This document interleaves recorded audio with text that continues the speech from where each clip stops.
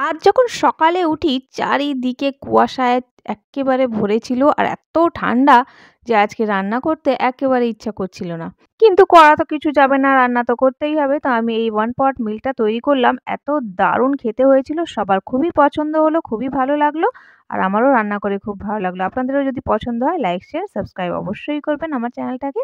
এখানে আমি একটা পেঁয়াজ নিয়ে নিলাম আর কিছু সবজি ছিল যেগুলোকে আমি আগেই ছোট, ছোট করে কেটে ধুয়ে পরিষ্কার করে রেখে নিয়েছিলাম। তো আমি সেগুলোকে আর দেখালাম না।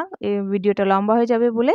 তো আমি এখানে একটা পেঁয়াজ ভালো করে স্লাইস করে কেটে নিচ্ছি। তো এখানে আমি ধুয়ে নিয়েছিলাম পেঁয়াজটাকে।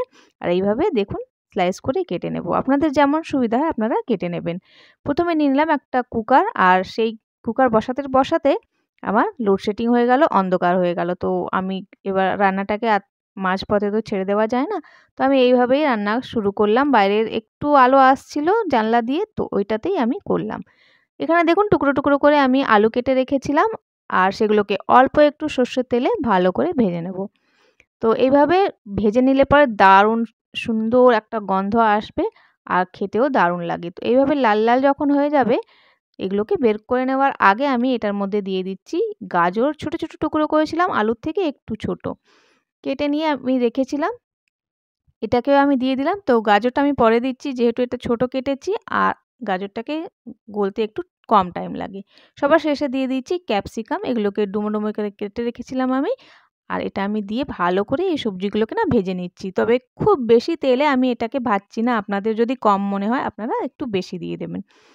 ভালো করে সুন্দর গন্ধ আসা পর্যন্ত যখন এগুলোকে ভাজা হয়ে গেছে, তখন আমি এগুলোকে বের করে নিচ্ছি আর সাইডে রেখে দিচ্ছি। তো দেখতেই পাচ্ছেন কি সুন্দর কালার এসছে। আবার আমি নিয়ে নিলাম সর্ষের তেল। এখানে আপনারা চাইলে সাদা তেলেও করতে পারেন। আমি ১ চামচের মতন ঘি দিয়েছি। ২ চামচ সর্ষের তেল, ১ চামচ ঘি। ভালো করে তেলটা গরম হয়ে আসলে এটার মধ্যে দিয়ে দেব ফোড়ন, ২ টো এলাচ দিয়ে দিয়েছি, ২ টো লবঙ্গ আর একটা দালচিনির টুকরো। এই কটা জিনিস দেওয়ার পর এটা যখন ভালো করে সুগন্ধ আসতে শুরু করবে, তখন দিয়ে দিচ্ছি আমি একটুখানি কালো মরিচও আমি দিয়েছি আর একটুখানি জিরা। জিরা আমি ১/২ চা চামচ দিয়েছি, কালো মরিচও ১/২ চা চামচ দিয়েছি। এটা কিন্তু সব খাড়া মসলা আমি দিলাম। এবার দিয়ে দিচ্ছি সেই পেঁয়াজ যেটা আমি স্লাইস করে রেখেছিলাম সেটা। দিয়ে ভালো করে পেঁয়াজটা কালার আসা পর্যন্ত একটু ভেজে নেব। এখানে আমি একটা তেজপাতাও অ্যাড করছি। আপনারা চাইলে আগেও দিয়ে দিতে পারেন। তো এটাকে এবার আমি ভালো করে ভেজে নিচ্ছি। পেঁয়াজটা হালকা একটা কালার আসবে ততক্ষণ আমরা এটাকে ভেজে নেব। খুব বেশি ডার্ক করবেন না। এরপর আমি যে সবজিগুলোকে ভেজে রেখেছিলাম সেটা দিয়ে দিলাম। এবার পেঁয়াজের সাথে সবজিগুলোকে ভালো করে কষিয়ে নেব। তো নাড়িয়ে চাড়িয়ে কিছুক্ষণ রান্না করবেন। আর তারপরে আমরা এখানে কিছু মসলা অ্যাড করব। তো এখানে আমি ১ম এ হাফ টমেটো দিয়ে দিচ্ছি। তো টমেটো আপনারা এভাবে স্লাইস করে কেটে নিয়ে দিতে পারেন বা ছোট, ছোট টুকরো করেও দিতে চাইলে দিতে পারেন। আমি স্লাইস করে দিয়েছি। কিছুক্ষণ পেঁয়াজের সাথে সবজি আর টমেটোকে ভালো করে কষিয়ে নিলাম। কারণ ভালো করে যখন কষিয়ে নেবেন দারুণ একটা টেস্ট আসে। এরপর আমি ২ বড় চামচের মতন আদা রসুন বাটা দিয়ে দিলাম। সবজিগুলো যখন ভালো করে কষিয়ে নেওয়া হয়ে যাবে তারপর দেবেন কিন্তু। দেওয়ার পর এটা আমি ভালো করে একটু কষিয়ে নিলাম। আদা রসুনটা কষানো হয়ে গেল। হলুদ গুঁড়ো দিয়ে দিচ্ছি ১/২ চা চামচ। লঙ্কার গুঁড়ো ১/২ চা চামচ দিয়েছি। আপনারা চাইলে বেশি দিতে পারেন। ধনে গুঁড়ো ১ চা চামচ, জিরে গুঁড়ো ১/২ চা চামচ আর কালো মরিচের গুঁড়ো দিয়ে দিচ্ছি আমি ১/২ চা চামচ।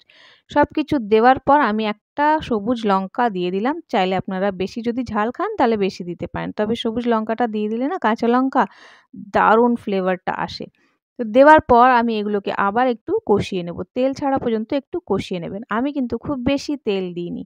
যখন মসলা কষানো হয়ে যাবে তখন দিয়ে দিলাম ১/২ কাপের মতন মটরশুঁটি। দেওয়ার পর এগুলোকে আবার একটু কষিয়ে নেব। কারণ মটরশুঁটি ১ম এ দিয়ে দিলে পরে কষাতে, কষাতে এগুলোকে ভেঙে, ভেঙে যায়। সেইজন্য আমি পরে দিলাম।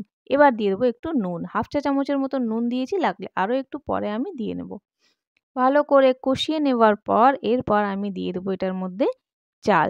তো চাল আমি আগের থেকে ভিজিয়ে রেখেছিলাম। ধুয়ে ভিজিয়ে আমি প্রায় ০.৫ ঘন্টার মতন রেখেছি। এর বেশি কিন্তু রাখার দরকার নেই। কারণ এটা আমরা কুকারে করছি সেইজন্য।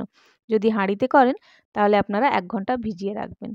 এখানে আমি বাসমতি রাইস নিয়েছি। আপনারা যেকোনো চাল নিতে পারেন। তো ভালো করে এবার চালের সাথে আমরা এগুলোকে ভালো করে ভেজে নেব, কষিয়ে নেব। দেখুন একটু আলতো হাতে চালাবেন। নইলে পরে না চালগুলো ভেঙে, ভেঙে যায়। কারণ চালটা ভিজিয়ে রাখা ছিল অনেকক্ষণ ধরে সেইজন্য। তো এরপর আমি ভালো করে এইভাবে নাড়িয়ে চাড়িয়ে এটার মধ্যে দিয়ে দিচ্ছি একটুখানি গরম মশলা, 1/2 চা চামচের মতন গরম মশলা দিয়ে দিলাম। শেষে দেবেন, তাহলে ফ্লেভারটা দারুণ আসবে। ভালো করে কষিয়ে নিয়ে এটার মধ্যে এবার আমি দিয়ে দিচ্ছি গরম জল। এখানে কিন্তু গরম জল ইউজ করবেন। তো যতটা, এই বলতে বলতেই কারেন্ট চলে এসছে। বেশ আলো হয়ে গেছে।